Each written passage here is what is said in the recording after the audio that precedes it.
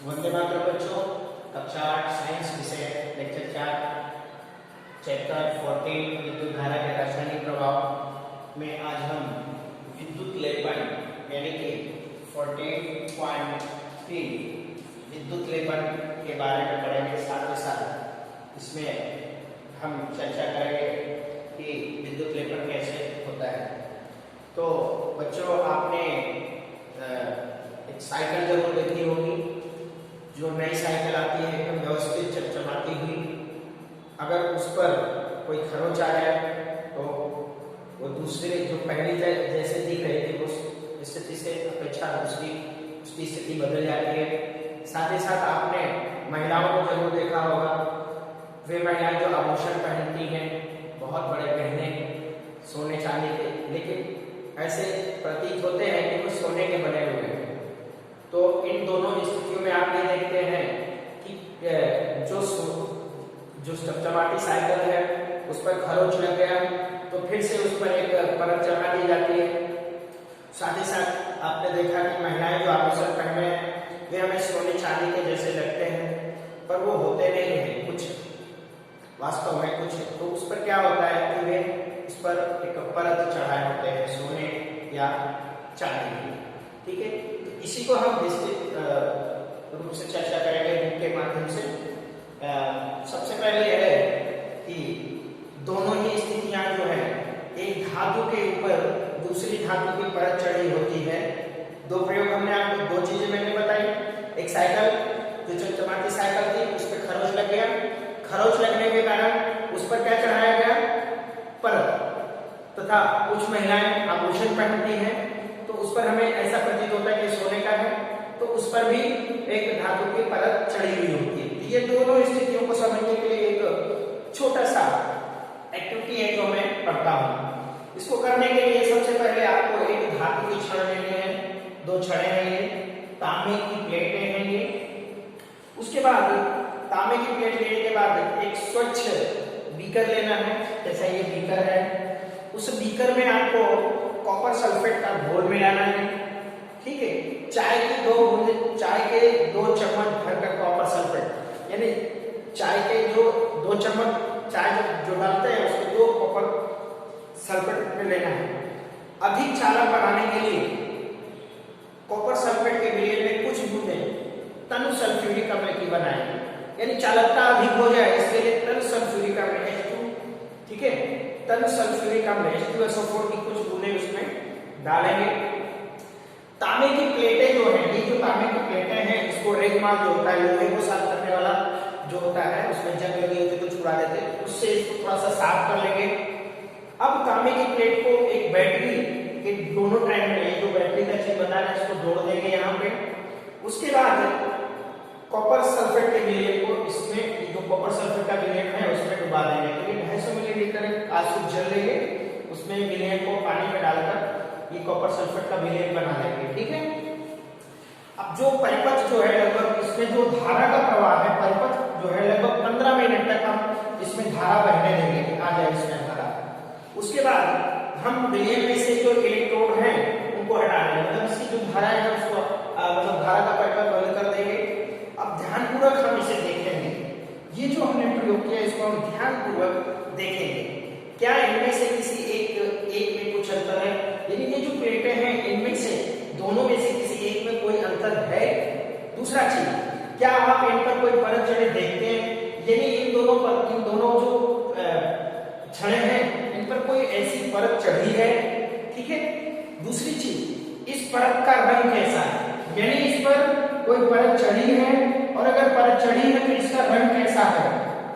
साथ ही साथ बैटरी के उस टर्मिनल को हमें नोट करना है जिससे ये इलेक्ट्रोड जुड़े हुए थे। बैटरी का कौन सा इलेक्ट्रोड जो है जिस पर ऐसा प्रभाव देखने को मिलता है। अब यहाँ पर इसे निश्चित रूप में समझने की कोशिश करेंगे कि जब कॉपर सल्फेट के विलयन में, यानी बच्चों जब कॉपर सल्फेट होता है, कॉपर सल्फेट, ठीक है, कॉपर सल्फेट उसका विलयन लेते हैं, घोल जो लिया उसका विलयन, विलयन यानी कि कॉपर सल्फेट का घोल मिलाया जाता है, उस पे विद्युत धारा का प्रवाह किया जाता है। कॉपर सल्फेट जो होता है वो कॉपर और सल्फेट में अलग हो जाता है। यानी जो कॉपर सल्फेट है वो कॉपर में और सल्फेट में, यानी ये दो भागों में बढ़ जाता है, कॉपर में और सल्फेट में बढ़ जाता है। ठीक है। साथ ही साथ स्वतंत्र जो कॉपर है, यानी ये जो स्वतंत्र रूप से कॉपर है, ये जो कॉपर यानी तांबा, ये जो हमारा तांबा है वो बैटरी के ऋण टर्मिनल से जुड़ता है, बैटरी के ऋण टर्मिनल से ये भाग जुड़ता है। ठीक है, तांबे वाला। और जो कॉपर कम हुआ है, ठीक है, यानी कॉपर का जो है जुड़ता है, लेकिन विलयन से कॉपर के क्षय की पूर्ति कैसे होगी? ठीक है। और टर्मिनल से स्वतंत्र इलेक्ट्रॉन की ओर आकर्षित होता है तथा उस पर निक्षेपित हो जाता है। लेकिन विलयन से कॉपर के क्षय की पूर्ति कैसे हो रही है, इसे समझने दूसरा प्रयोग देखते हैं। इसमें दूसरे इलेक्ट्रोड, इसका जो दूसरा इलेक्ट्रोड है जो तांबे की प्लेट से बना है, उस पे समान मात्रा का कॉपर विलयन में घुल जाता है।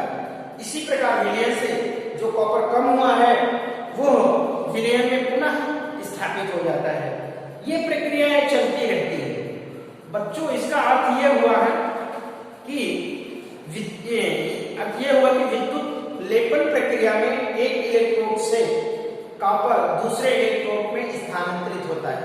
मतलब कि जो विद्युत लेपन की प्रक्रिया है उसमें जो एक इलेक्ट्रोड होते हैं वो कॉपर से होकर दूसरे इलेक्ट्रोड को स्थानांतरित हो जाते हैं। यानी जो कॉपर है वो एक इलेक्ट्रोड से होकर दूसरे इलेक्ट्रोड पर चला जाता है। ठीक है। तो विद्युत लेपन की अगर हम परिभाषा की बात करें तो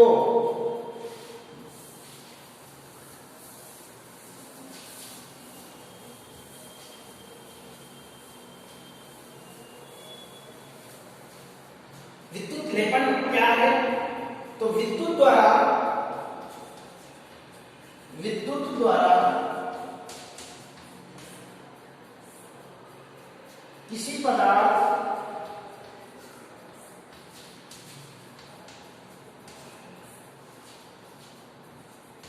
पर वांछित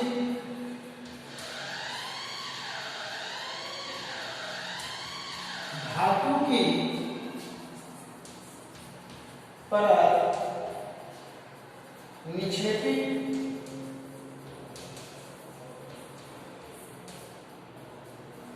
ठीक है।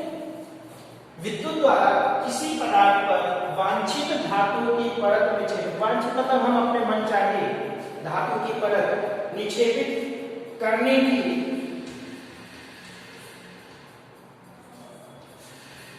प्रक्रिया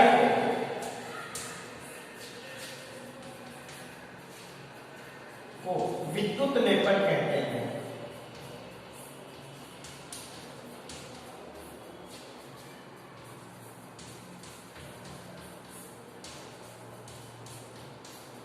विद्युत लेपन कहते हैं। दूसरी चीज ये किसके आधार पर काम करता है ना?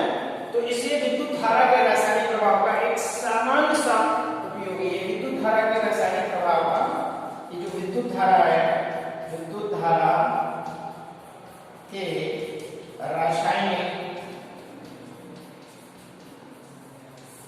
प्रभाव का सामान्य उपयोग है।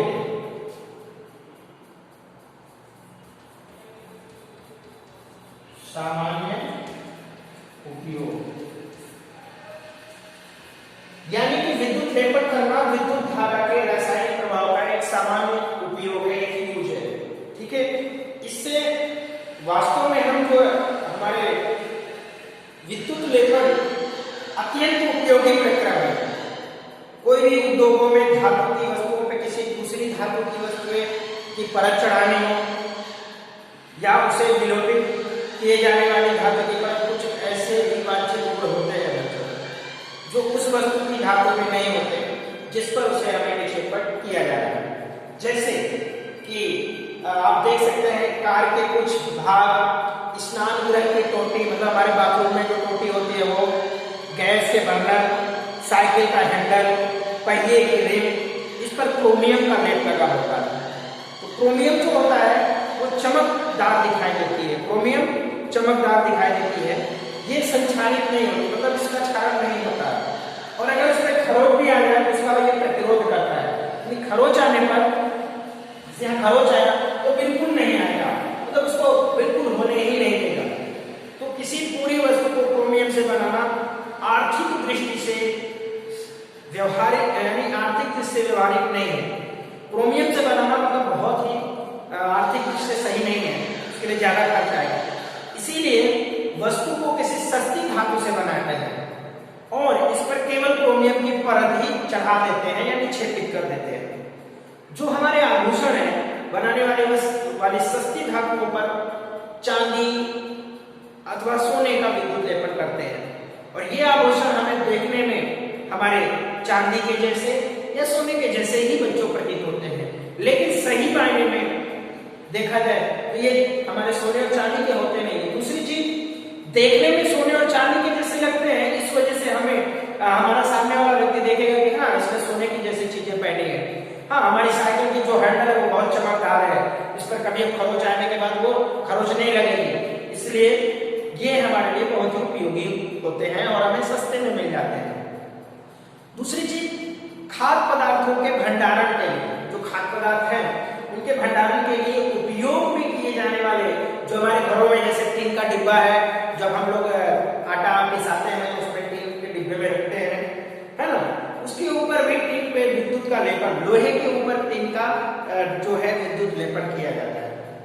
बच्चों, टीन जो है लोहे से कम क्रियाशील होती है और इस प्रकार जो हमारे खाद्य पदार्थ हैं, हमारे घरों की जो चीजें हैं, वस्तुएं हैं, वो लोहे के संपर्क में नहीं आती और खराब होने से वो बच जाती है। अब दूसरा उपयोग आप देखेंगे कि पुल बने होते हैं, स्वचालित वाहन होते हैं, उसको और अधिक प्रबल बनाने के लिए लोहे का उपयोग किया जाता है।